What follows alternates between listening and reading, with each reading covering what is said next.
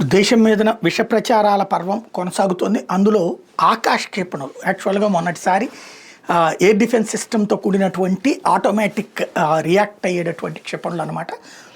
అది పాకిస్తాన్ సరిహద్దుల్లో మనం మోహరించాం. మొన్నటిసారి చైనా ఆయుధాలతో వాళ్ళు మన మీదకి వచ్చినటువంటి సందర్భంలో, చైనా యుద్ధ విమానాలతో, చైనా డ్రోన్లతో మన మీదకి వచ్చినటువంటి సందర్భంలో, టర్కీ డ్రోన్లతో మన మీదకి వచ్చిన సందర్భంలో Akash air defence system activate అయ్యి వాటన్నిటిని దారిలోనే లేపేసింది.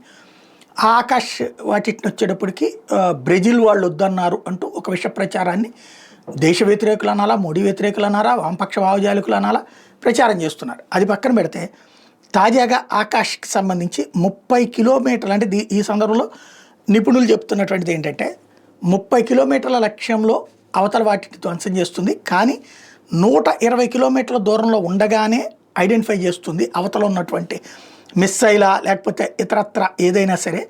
అదే సందర్భంలో ఇక్కడికి వచ్చేటప్పటికి అది అయిపోతుంది. ఫైనల్గా 10 కిలోమీటర్ల దూరం అవతలే ఆ బూడిద పడుతుంది.